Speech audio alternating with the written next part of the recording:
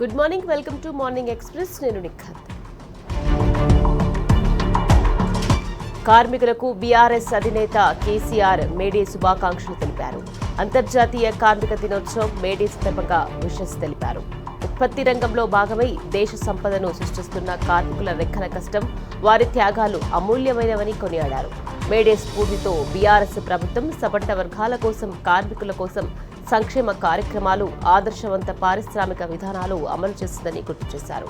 Singareni, RTC, భవన నిర్మాణ రంగం సహా పలు రంగాలకు చెందిన కార్మికులు, ఆటో డ్రైవర్లు, దినసరి కూలీలు, అసంఘటిత రంగ కార్మికుల కోసం బీఆర్ఎస్ హయాంలో అమలు చేసిన సంక్షేమ పథకాలను గుర్తు చేశారు. బీఆర్ఎస్ హయాంలో వినూత్న పారిశ్రామిక విధానాలతో రాష్ట్రంలో సంపద సృష్టించి లక్షలాది మందికి ఉపాధి అవకాశాలు లభించాయన్నారు. ఆనాటి 10 ఏళ్ల ప్రగతి కార్యాచరణను మరింత పటిష్టంగా అమలు చేయడమే కార్మిక లోకానికి మనమిచ్చే గొప్ప కానుక అని కేసీఆర్ స్పష్టం చేశారు. సీఎం రేవంత్ రెడ్డిపై బీఆర్ఎస్ ప్రధాన కార్యదర్శి జీవన్ రెడ్డి తీవ్ర స్థాయిలో విరుచుకుపడ్డారు. మేడిగడ్డ వద్ద కుంగిన 2 పిల్లర్లకు కావాలని మరమ్మతు చేయలేదని విమర్శించారు. ఎన్డీఎస్ఏ రిపోర్టును కోల్డ్ స్టోరేజీలో పెట్టారని, ఇప్పటి వరకు సాయిల్ పరీక్ష కూడా చేయలేదని మండిపడ్డారు. తుమ్మిడిహట్టి వద్ద బ్యారేజీ నిర్మించలేదని, జాప్యానికి కొత్త కుట్ర తెరపైకి తీసుకొచ్చారని ఫైర్ అయ్యారు. 150 మీటర్ల ఎత్తులో బ్యారేజీ నిర్మాణ బాధ్యతను కేంద్ర మంత్రి కిషన్ రెడ్డికి అప్పజెప్తామని సీఎం రేవంత్ రెడ్డి అనడాన్ని ఖండించారు. 2.5 ఏళ్ల నుంచి ఎందుకు ఈ పని చేయలేదని జీవన్ రెడ్డి ప్రశ్నించారు.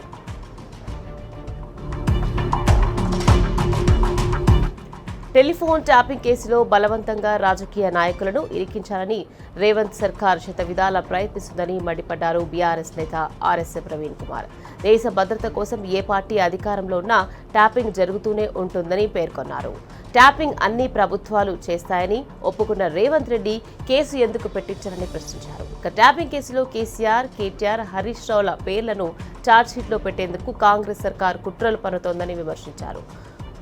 ఈ కేసులో సీనియర్ జర్నలిస్టులను కూడా జైల్లో పెట్టి ఇబ్బందులు పెడుతున్నారని, హరీష్ రావు పేరు చెప్పకపోతే బెయిల్ రద్దు చేయిస్తామని బెదిరింపులకు పాల్పడుతున్నారని ఆరోపించారు.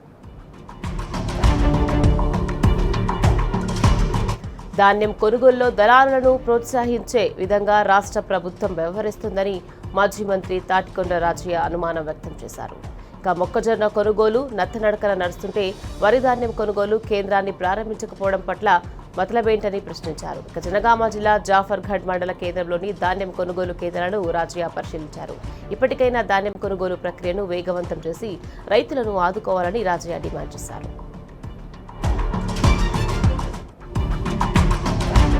ప్రజల ప్రాణాలతో సర్కారు చెలగాటమాడుతుందని మాజీ ఎమ్మెల్యే దాస్యం వినయ్ భాస్కర్ అన్నారు.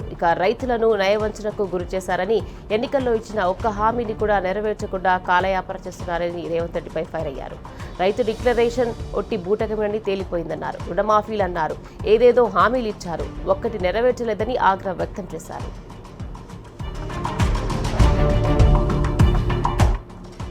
ఐకేపీ సెంటర్లో ధాన్యం పోసి నెల రోజులు గడుస్తున్నా కొనుగోలు చేయడం లేదని మండిపడ్డారు మాజీ ఎమ్మెల్యే కొంగిడి సునీత. యాదాద్రి భువనగిరి జిల్లాలోని ములకలపల్లి ధాన్యం కొనుగోలు కేంద్రాన్ని ఆమె పరిశీలించారు. అధికారుల తీరుకు నిరసనగా రైతులతో కలిసి రోడ్డుపై బైఠాయించారు. వెంటనే ధాన్యం కొనుగోలు చేయాలని అధికారులను డిమాండ్ చేశారు. కొనుగోలు చేయకుండా ప్రభుత్వం రైతులను వేధిస్తుందని ఆగ్రహం వ్యక్తం చేశారు సునీత.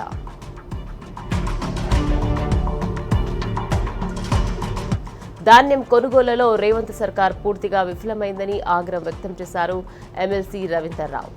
మహబూబాబాద్ జిల్లాలోని షరీగపురం పీఏసీఎస్ కేంద్రాన్ని ఆయన పరిశీలించారు. యాసంగిలో వరి సాగు చేసిన రైతుల కష్టాలు వర్ణనాతీతంగా మారాయన్నారు. రాష్ట్ర ప్రభుత్వం సకాలంలో ధాన్యం కొనుగోలు చేయకపోవడంతో రైతులకు తిప్పలు తప్పడం లేదన్నారు. ఈ సీజన్లో ఏ క్షణమైన అకాల వర్షాలు వచ్చే అవకాశం ఉందని, వెంటనే కొనుగోలు పూర్తి చేయాలని డిమాండ్ చేశారు. రైతులు తమ పంట వర్షాపరం అవుతుందేమోనని భయాందోళనలో ఉన్నారన్నారు.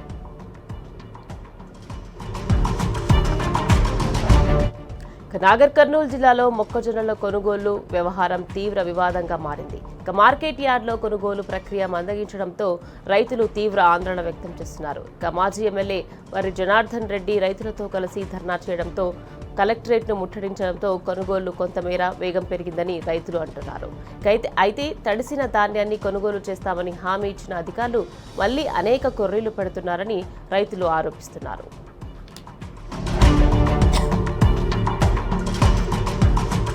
ధాన్యం కొనుగోలులో తీవ్ర జాప్యం చేస్తున్న ప్రభుత్వం రైతుల ఉసురు పోసుకుంటుందని బీఆర్ఎస్ నాయకులు విమర్శించారు. పంట పండించడానికి యూరియా కష్టాలు తప్పలేదని, పండించిన ధాన్యం అమ్ముకోవడానికి తిప్పలు తప్పడం లేదని అన్నారు.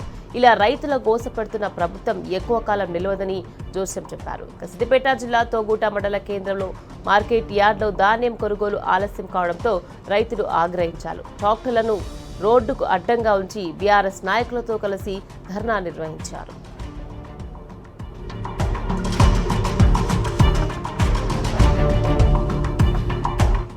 రేవంత్ సర్కార్ చేతగానితనం వల్ల రైతులు మండుటెండల్లో పడిగాపులు పడుతున్నారు. నల్గొండ జిల్లాలో అయితే పరిస్థితి మరీ దారుణంగా ఉంది. ఆర్జాల బావి గ్రామంలో ఇప్పటి వరకు 10% వడ్లను కూడా ప్రభుత్వం కొనుగోలు చేయలేదు.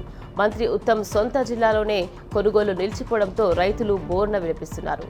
ధాన్యం కొనుగోళ్ల కోసం నెల రోజులుగా పడిగాపులు కాస్తున్నామని, ఇప్పటికీ కాంటా అయ్యే పరిస్థితి లేదని అన్నదాతలు వాపోతున్నారు. ఎరటి ఎండకు అరిగోస పడుతుంటే ప్రభుత్వానికి కనీసం పట్టించుకోవడం లేదని ఆగ్రహం వ్యక్తం చేస్తున్నారు.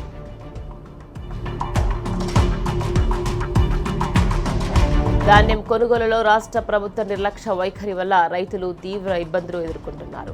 కోతలు పూర్తయి నెల రోజులు గడుస్తున్న కొనుగోలు కేంద్రాల్లో కాంటాలు పెట్టడం లేదని వనపర్తి జిల్లా కొత్తకోట రైతులు ఆగ్రహం వ్యక్తం చేస్తున్నారు. గన్ని బ్యాగులు లేవని, మిల్లర్లు ఆలౌట్ కాలేదని సాకులు చెప్తున్నారు. ఇలా ఎన్ని రోజులు సాగదీస్తారని ఆగ్రహం వ్యక్తం చేస్తున్నారు. వర్షం పడి ఆరబోసిన వడ్లు తడిచిపోతే ఏం చేయాలని ప్రశ్నిస్తున్నారు. మొక్కజొన్న కొనుగోలు కేంద్రాలు ఏర్పాటు చేసి 20 రోజులు గడుస్తున్నా ఒక్క గింజ కూడా కొనుగోలు చేయలేదని రైతులు ఆగ్రహం వ్యక్తం చేశారు. వెంటనే మొక్కజొన్న కొనుగోలు ప్రారంభించాలని డిమాండ్ చేస్తూ వరంగల్ జిల్లా నెక్కొండ మండల కేంద్రంలో రైతులు ప్రధాన రహదారిపై ధర్నా చేపట్టారు.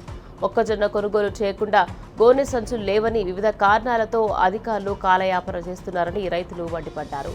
రైతులు ఆరుగాలం కష్టపడి పండించిన పంట అకాల వర్షాలకు నష్టపోయే పరిస్థితి ఉందని, త్వరగా మొక్కలను కొనుగోలు చేయాలని రైతులు డిమాండ్ చేస్తున్నారు. మెదక్, సిద్దిపేట జిల్లాలో రైతుల కష్టాలు తీరడం లేదు. పండించిన పంటలను కొనే నాథులు లేక నెల రోజులుగా వ్యవసాయ మార్కెట్ యార్డ్లో రైతులు పడిగాపులు కాస్తున్నారు. కాంగ్రెస్ హయాంలో కొనుగోళ్లు జరగక నానా అవస్థలు పడుతున్నారు. సంగారెడ్డి, మెదక్, సిద్దిపేట జిల్లాల్లో ఉన్న అన్ని వ్యవసాయ మార్కెట్లోనూ ఇదే పరిస్థితి.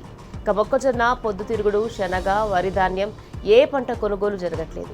అధికారులకు ఎన్నిసార్లు చెప్పినా గన్నీ బ్యాగులు కూడా ఇవ్వట్లేదని రైతులు వాపోతున్నారు. రైతులకు బీఆర్ఎస్ పార్టీ మద్దతుగా నిలుస్తోంది. ప్రభుత్వానికి వ్యతిరేకంగా రాష్ట్ర వ్యాప్తంగా ఆందోళనలు చేపట్టింది.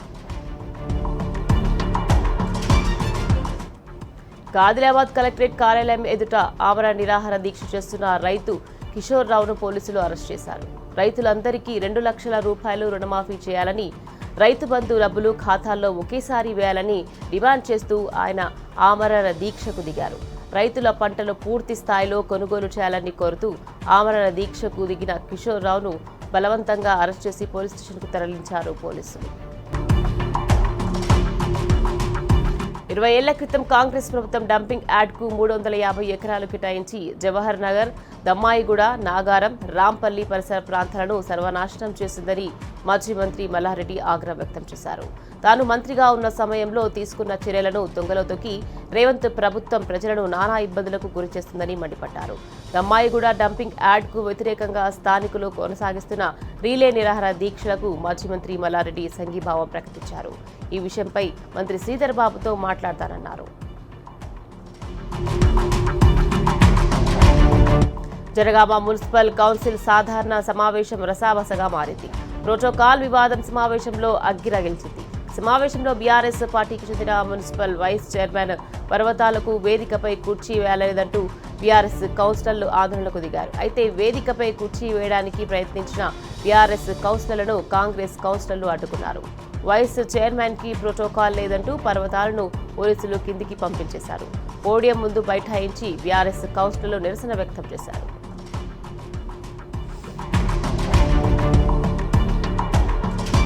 బీఆర్ఎస్ నాయకులపై అభండాలు, అసత్య ప్రచారాలు చేస్తున్న కాంగ్రెస్ పార్టీ టీంలపై ఫైర్ అయ్యారు మాజీ టీఎస్ చైర్మన్ పాటిమీది జగన్మోహన్ రావు. తన వ్యక్తిగత ప్రతిష్టకు భంగం కలిగేలా ఊరు పేరు లేని ఈ పేపర్ క్లిప్పింగ్స్ సర్క్యులేట్ చేస్తున్నారని ఆరోపించారు. మాజీ డీసీసీ సభ్యుడు కాంగ్రెస్ పార్టీ కార్యకర్త శివపై ఆధారాలతో సహా కూకట్పల్లి పిఎస్లో ఫిర్యాదు చేశారు. గతంలో ఎన్నిసార్లు ఫిర్యాదు చేసినా ఎఫ్ఐఆర్కు మాత్రమే పరిమితం చేసి ఎంక్వైరీ చేయకపోవడాన్ని ప్రశ్నించారు.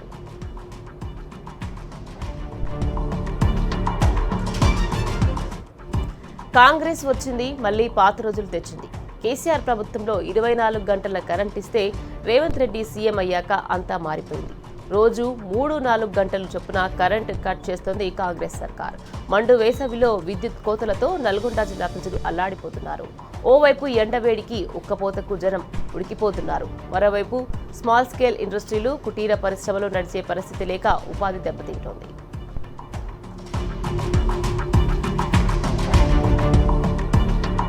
ప్రభుత్వం అవుట్సోర్సింగ్, ఇతర తాత్కాలిక ఉద్యోగుల విధులను రెన్యువల్ చేయలేదు. ప్రతి ఏటా ఏప్రిల్ నుంచి వాళ్ళ సేవలను పునరుద్ధరించడం రివాజుగా వస్తోంది. కానీ కొత్త ఆర్థిక సంవత్సరం మొదలైనా ఇంకా ఆ ప్రక్రియ మొదలు కాలేదు. అసలు ప్రభుత్వం వీళ్ల సేవలను పునరుద్ధరిస్తుందా లేదా అన్న అనుమానాలు వ్యక్తమవుతున్నాయి. దీంతో దాదాపు 5,35,000 మంది తాత్కాలిక ఉద్యోగుల భవితవ్యం అగమ్యగోచరంగా మారింది. మరోవైపు ఏజెన్సీలను రద్దు చేసి సమాన పనికి సమాన జీతం ఇవ్వాలని అవుట్ సోర్సింగ్ ఉద్యోగుల సంఘం నాయకులు డిమాండ్ చేస్తున్నారు. లేదంటే మే 25న ఢిల్లీ జంతర్ మంతర్లో ధర్నాకు దిగుతామని హెచ్చరిస్తున్నారు.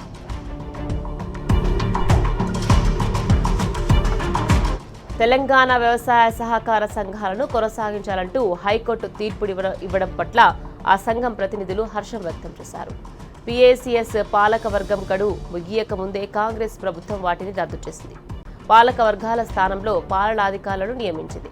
దాంతో పీఏసీఎస్ పాలక వర్గాలు హైకోర్టును ఆశ్రయించాయి. విచారించిన కోర్టు పాలనాధికారులను తొలగించి పాలక వర్గాలను కొనసాగించాలని తీర్పునిచ్చింది. ఇక పీఏసీఎస్ల బలోపేతానికి తెలంగాణ తొలి ముఖ్యమంత్రి కేసీఆర్ స్వేచ్ఛ ఇచ్చారని, రేవంత్ సర్కార్ మాత్రం పాలక వర్గాలను నియంత్రించే దిశగా ముందుకెళ్తుందన్నారు రాష్ట్ర సహకార కేంద్ర బ్యాంక్ మాజీ చైర్మన్ రవీందర్ రావు.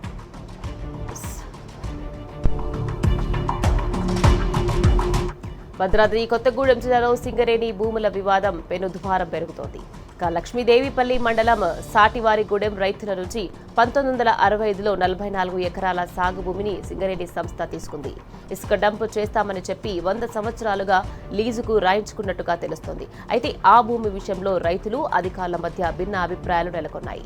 అవి సింగరేణి భూములని అధికారులు చెప్తుండగా స్థానిక రైతులు మాత్రం తరతరాలుగా వాటిని తామే సాగు చేసుకుంటూ బతుకుతున్నామని అంటున్నారు. రైతులకు ఎలాంటి నోటీసులు ఇవ్వకుండా సింగరేణి అధికారులు 44 ఎకరాల భూమిని స్వాధీనం చేసుకునేందుకు ప్రయత్నిస్తున్నారు. అధికారులు వచ్చి భూమిని చదురు చేయిస్తుండటంతో రైతులు తిరగబడ్డారు. దౌర్జన్యంగా తమ భూములను సింగరేణి సంస్థ లాక్కుంటుందని ఆరోపిస్తున్నారు. తమ జీవనాధారమైన భూములను గుంజుకుంటే ఎలా బతకాలని రైతులు ఆవేదన వ్యక్తం చేస్తున్నారు.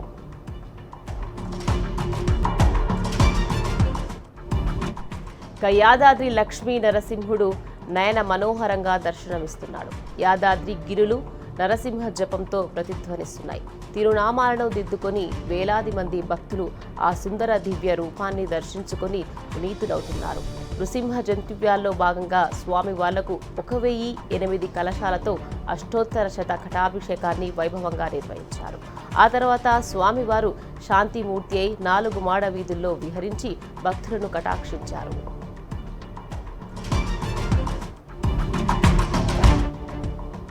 బెంగాల్లో రెండో దశ ఎన్నికలు పూర్తి కావడంతో ఈవీఎంలను స్ట్రాంగ్ రూమ్లకు తరలించారు ఎన్నికల అధికారులు.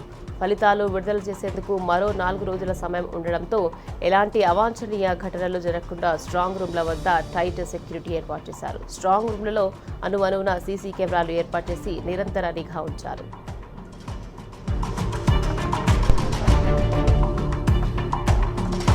దేశవ్యాప్తంగా 5 రాష్ట్రాల్లో ఎన్నికలు పూర్తయ్యాయి. ఎగ్జిట్ పోల్స్ వచ్చేసినా బెంగాల్లో గెలిచేది టీఎంసీనా, ఎన్డీఏనా అనే క్లారిటీ మాత్రం రావట్లేదు. ఇందుకు కారణం మై యాక్సెస్ ఇండియా సర్వే చెప్తున్న మాటలే. 70-80% మంది బెంగాల్ ఓటర్లు ఓటింగ్ విషయంపై మాట్లాడలేదని ఈ సర్వే సంస్థ చెప్తుంది. అందుకే తాము తమిళనాడు, పుదుచ్చేరి, అస్సాం, కేరళం ఎగ్జిట్ పోల్స్ మాత్రమే ఇచ్చామని తేల్చి చెప్పేసింది. ఈ సర్వే సంస్థ నిర్వాహకుల వ్యాఖ్యలతో మిగతా సర్వే సంస్థలు ఇచ్చిన ఎగ్జిట్ పోల్స్ కేవలం ఊహాగానాలు మాత్రమేనని తెలిపింది. దీంతో బెంగాల్లో ఎవరు గెలుస్తారనే విషయంపై క్లారిటీ రావాలంటే మే 4 వరకు వేచి చూడాల్సిందే. పశ్చిమ బెంగాల్లో అసెంబ్లీ ఎన్నికల్లో పూర్తి కాగా మే 4న ఎన్నికల ఫలితాలు విడుదల కానున్నాయి. ఈ నేపథ్యంలో టీఎంసీ అధినేత్రి మమతా బెనర్జీ కీలక వ్యాఖ్యలు చేశారు. పశ్చిమ బెంగాల్లో గెలిచింది తృణమూల్ కాంగ్రెస్ అని ప్రభుత్వం ఏర్పాటు చేయడం పక్కా అని కుండబద్దలు కొట్టారు.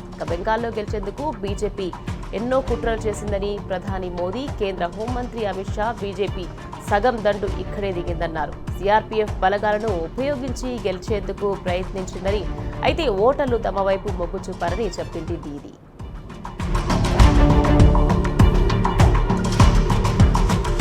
ఎగ్జిట్ ఫలితాలు వెల్లడైన నేపథ్యంలో తమిళ వెట్రి కళగం అధినేత హీరో విజయ్ ఎన్నికల్లో పోటీ చేసిన అభ్యర్థులతో ప్రత్యేక సమావేశాన్ని నిర్వహించారు. ఫలితాలు ఎలా ఉన్నా తొందరపాటు చర్యలు వద్దంటూ హితవు పలికారు. సంయమనం పాటించాలని పార్టీ క్యాడర్కు సూచించారు.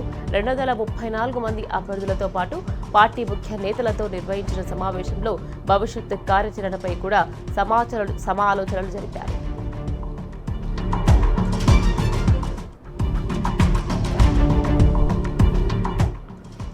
Speed thrill but kills. ఈ కొటేషన్ హిమాచల్ ప్రదేశ్లో జరిగిన యాక్సిడెంట్ కు అట్టే సరిపోతుంది. హిమాచల్ ప్రదేశ్లోని ఊనా జిల్లాలో ఘోర రోడ్డు ప్రమాదం జరిగింది. బారవాయి హోషియాపూర్ రహదారిపై కారు అదుపు తప్పి పక్కనున్న లోయలోకి దూసుకెళ్లింది. చింతపూర్ని సమీపంలో జరిగిన ఈ ప్రమాదంలో 2 యాత్రికులు స్పాట్లో మరణించారు. లోయలో పడగానే మంటలు చెలరేగడంతో కారు పూర్తిగా అగ్నికి ఆహుతైంది. అందులోని యాత్రికులు సజీవ దహనమయ్యారు. ప్రమాదానికి యాత్రికుల వేగం ఒక కారణం కాగా అక్కడ రైలింగ్ నిర్మించకపోవడం మరో కారణం. ఏదేమైనా వేగం తక్కువగా ఉంటే ప్రమాదం జరిగేది కాదని, డ్రైవర్ అతివేగమే ప్రమాదానికి కారణమని పోలీసులు చెబుతున్నారు.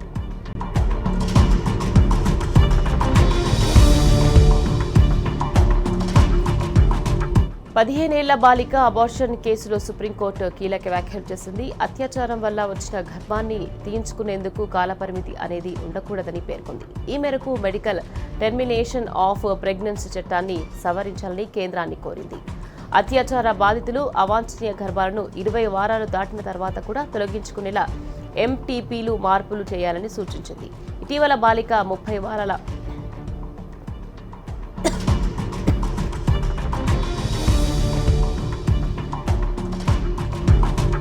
మధ్యప్రదేశ్ను అకాల వర్షాలు ముంచెత్తుతున్నాయి. 2 రోజుల క్రితం వరకు రికార్డు స్థాయి ఉష్ణోగ్రతలతో అల్లాడిన జనం ఇప్పుడు ఉపశమనం పొందుతున్నారు.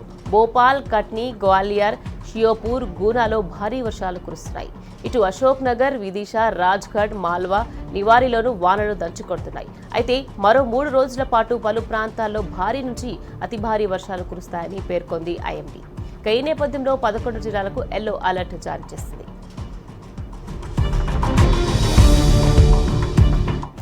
బెంగళూరులో అకాల వర్షాలకు మృతి చెందిన వారి సంఖ్య 8కి చేరింది. కుండపోత వానలతో ఓ ఆసుపత్రి గోడ కూలి 7గురు అక్కడికక్కడే మరణించగా తీవ్ర గాయాలతో చికిత్స పొందుతూ మరొకరు ప్రాణాలు కోల్పోయారు. బాధితుల్లో మరో 3 పరిస్థితి విషమంగా ఉన్నట్లు తెలుస్తోంది.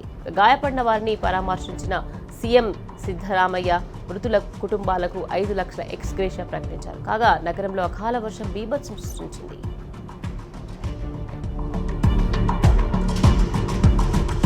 హిమాచల్ ప్రదేశ్లోని సిమ్లాలో వర్షం దంచికొడుతోంది. నిన్నటి వరకు బానుడి బగబగలతో ఉక్కపోతలను అనుభవించిన సిమ్లా వాసులు వర్ణుడు ఎంట్రీతో ఉపశమనం పొందారు.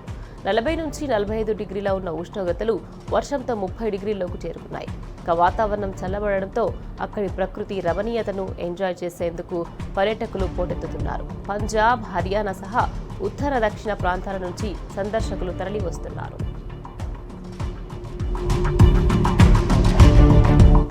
ఛత్తీస్గఢ్లోని రాయ్పూర్లో అగ్ని ప్రమాదం సంభవించింది. సద్దు ప్రాంతంలోని ఓ ప్లాస్టిక్ ఫ్యాక్టరీలో పెద్ద ఎత్తున మంటలు చెలరేగాయి.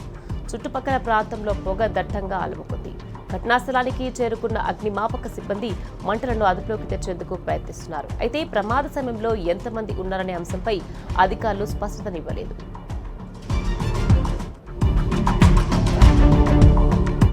మధ్యప్రదేశ్లోని ధార్ జిల్లాలో ఘోర రోడ్డు ప్రమాదం జరిగింది. చీక్లియా క్రాసింగ్ వద్ద కార్మికులతో వెళ్తున్న పికప్ వ్యాన్ ఎదురుగా వస్తున్న కారును ఢీకొట్టింది. ఈ ఘటనలో 14 మంది మృతి చెందగా మరో 32 మందికి తీవ్ర గాయాలయ్యాయి. వెంటనే సహాయక చర్యలు చేపట్టిన పోలీసులు బాధితులను జిల్లా ప్రభుత్వాసుపత్రికి తరలించారు. వీరిలో పలువురి పరిస్థితి విషమంగా ఉండడంతో మరణాల సంఖ్య పెరిగే అవకాశాలున్నట్లు తెలుస్తోంది.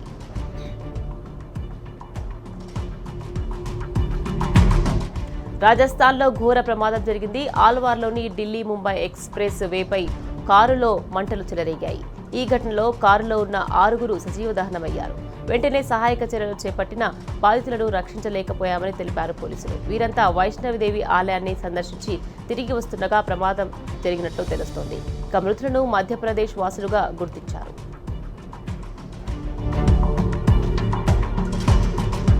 పశ్చిమాసియా ఉద్రిక్తతలపై కీలక వ్యాఖ్యలు చేశారు అమెరికా అధ్యక్షుడు ట్రంప్. ఇరాన్ అణ్వాయుధాలను పూర్తిగా వదిలేంత వరకు ఎలాంటి ఒప్పందం కుదిరే అవకాశం లేదన్నారు. అప్పటి వరకు ఓడరేవుల దిగ్బంధనం కొనసాగుతుందని స్పష్టం చేశారు. ఇప్పటి వరకు జరిగిన దాడుల్లో సైనిక పరంగా ఇరాన్ను అంతమొందించామన్నారు ట్రంప్. టెహ్రాన్ సైన్యం పూర్తిగా తుడిచిపెట్టుకుపోయిందని, నౌకాదళం సముద్ర గర్భంలో కలిసిపోయిందని చెప్పుకొచ్చారు. వారి వైమానిక దళం మళ్లీ ఎప్పటికీ ఎగరదని తేల్చి చెప్పారు ఆయన.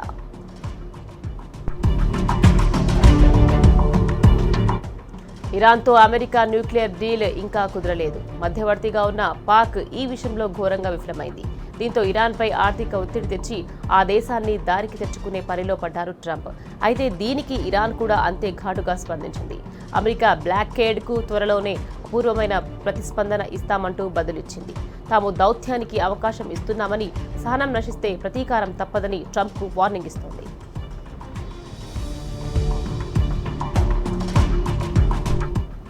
ఇరాన్పై అమెరికా ఇజ్రాయెల్ దాడులను సమర్థించుకున్నారు అమెరికా రక్షణ మంత్రి పీట్ హెగ్జెత్. ఆపరేషన్ ఎపిక్స్ ప్యూరీతో ఇరాన్ సైనిక శక్తిని మట్టి కురిపించామన్నారు. అందుకే ఆ దేశం కాల్పుల విరమణ కోసం అట్టుడుగుతోందంటూ అమెరికా కాంగ్రెస్ వేదికగా ప్రకటించారు.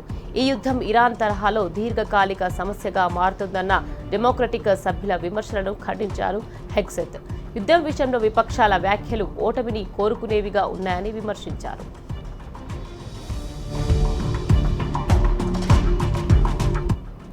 టెహ్రాన్పై పదే పదే సైనిక చర్యలకు పాల్పడితే అతి ప్రమాదకర పరిస్థితులు ఎదుర్కోవాల్సి వస్తోందని అమెరికాను రష్యా హెచ్చరించింది. ఇరాన్పై కాల్పుల విరమణను పొడిగించాలని ట్రంప్ తీసుకున్న నిర్ణయాన్ని రష్యా అధ్యక్షుడు పుతిన్ స్వాగతించారు. దీనివల్ల శాంతి చర్చలకు మార్గం సుగమం అవుతుందని రష్యా ప్రకటించింది. ఇక పశ్చిమాసియాలో ఉద్రిక్తతలు తొలగించేందుకు దౌత్యపరంగా తమ వంతు ప్రయత్నాలు కొనసాగిస్తామని రష్యా తెలిపింది.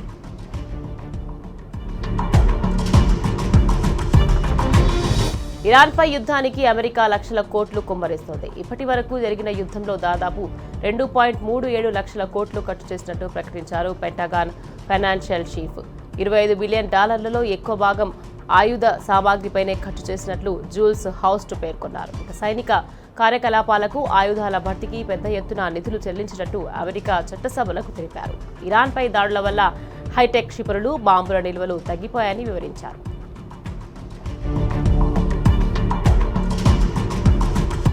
ఈ సీజన్లో గుజరాత్ టైటాన్స్ 5వ విజయం సాధించింది. ప్రతీకార విజయంతో ఆర్సీబీని టేబుల్ టాపర్ కానివ్వలేదు. బౌలర్ల కృషితో ఆర్సీబీని 155 పరుగులకే కట్టడి చేసిన గుజరాత్ స్వల్ప ఛేదనలో ఆపసోపాలు పడింది.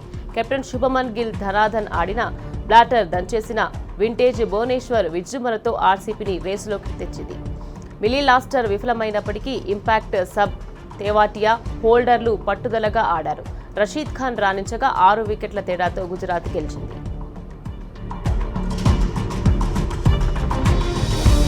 రాజస్థాన్ రాయల్స్ కెప్టెన్ రియాన్ పరాగ్కు బీసీసీఐ షాక్ ఇచ్చింది.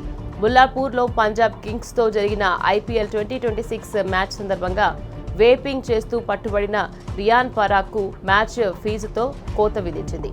ఐపీఎల్ ప్రవర్తన నియమావళిని ఉల్లంఘించినందుకు మ్యాచ్ ఫీజులో 25% కోత విధిస్తున్నట్టు తెలిపింది. రియాన్ పరాగ్ డ్రెస్సింగ్ రూమ్లో దమ్ము కొడుతున్న వీడియో సోషల్ మీడియాలో తెగ వైరల్ అయింది. కెప్టెన్గా ఉండి ఇలాంటి పనులేంటని నెట్టింట ఫ్యాన్స్ ఓ రేంజ్లో ఫైర్ అయ్యారు. పరాగ్ను బ్యాన్ చేయాలని డిమాండ్ చేశారు. అయితే బీసీసీఐ మాత్రం ఫైన్ వేసి వదిలేసింది.